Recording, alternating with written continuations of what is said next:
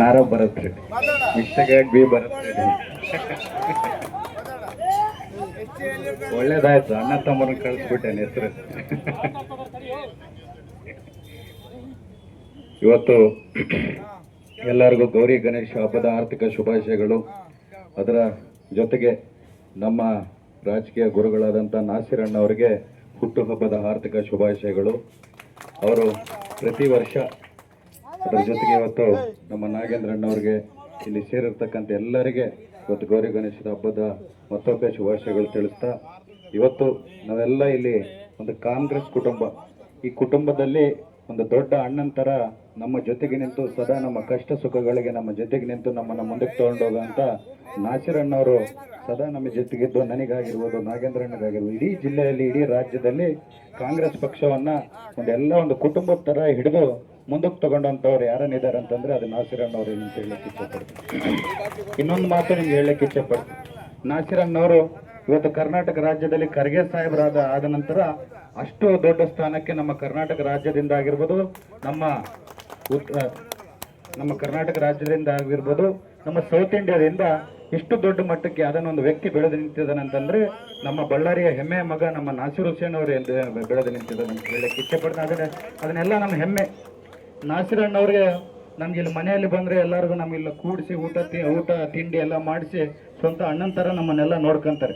ಆದರೆ ಇವ್ರನ್ನ ನಿಜವಾಗ್ಲೂ ಶಕ್ತಿ ಇವ್ರನ್ನ ನೋಡ್ಬೇಕಂದ್ರೆ ಡೆಲ್ಲಿದಾಗ ಹೋಗಿ ನೋಡ್ಬೇಕು.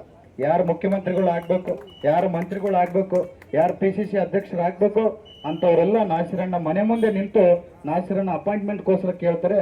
ಆದರೆ ನಾಸಿರಣ್ಣಗೆ ಬಳ್ಳಾರಿ ಅಂದರೆ ಎಷ್ಟು ಅಭಿಮಾನ ಅಂತಂದರೆ, ಅಂಥವರೆಲ್ಲಿ 100 ಜನ ಇದ್ದರೂ ಬಳ್ಳಾರಿ ಅವರು ಬಂದಿದ್ದಾರೆ ಅಂದಿದ ತಕ್ಷಣ ಅವ್ರನ್ನ ಕರೆಸಿ ತಕ್ಷಣಕ್ಕೆ ಮರ್ಯಾದೆ ಕೊಟ್ಟು ನಡ್ಕೊಂಡು ಹೋಗೋಂಥವ್ರು ನಾಸಿರಣ್ಣವ್ರು ನಮಗೆ ಸಿಕ್ಕಿದ್ದು ಅದೃಷ್ಟ ಅಂತ ಹೇಳಕ್ಕೆ ಇಚ್ಛೆಪಡ್ತೀವಿ. ನಾಸಿರಣ್ಣವರು ಹಲವಾರು ಕಾರ್ಯಕ್ರಮಗಳು ನಾವೇನೇ ಕೇಳಿರ್ಬೋದು. ಇವತ್ತು ಬಳ್ಳಾರಿಗೆ ಜೀನ್ಸ್ ಪ್ಲಾಂಟ್ ಅನ್ನು ರಾಹುಲ್ ಗಾಂಧಿ ಅವರು ಅನೌನ್ಸ್ ಮಾಡಿದಾಗ ಎಲ್ಲರೂ ಹೇಳ್ತಿದ್ರು ರಾಹುಲ್ ಗಾಂಧಿ ಅವರು ಅನೌನ್ಸ್ ಮಾಡಿ ಹೋಗ್ಬಿಟ್ರು ಅಂತೇಳಿ. ಆದರೆ ನಮ್ಮ ನಾಸಿರಣ್ಣವರು ರಾಹುಲ್ ಗಾಂಧಿ ಅವ್ರ ಹತ್ರ ಮತ್ತೆ ಮಾತಾಡಿ ಅದನ್ನು ನೀವು ಅನೌನ್ಸ್ ಮಾಡಿದ್ದು ನಾವು ಮಾಡಲೇಬೇಕಂತ ಹೇಳಿ ಜೀನ್ಸ್ ಪ್ಲಾಂಟ್ ಅನ್ನು ಬಳ್ಳಾರಿಗೆ ಅನೌನ್ಸ್ ಮಾಡಿಕೊಟ್ರು. ಅತಿ ಜೀನ್ಸ್ ಪಾರ್ಕನ್ನು ಬಳ್ಳಾರಿಗೆ ಅನೌನ್ಸ್ ಮಾಡಿಕೊಟ್ರು.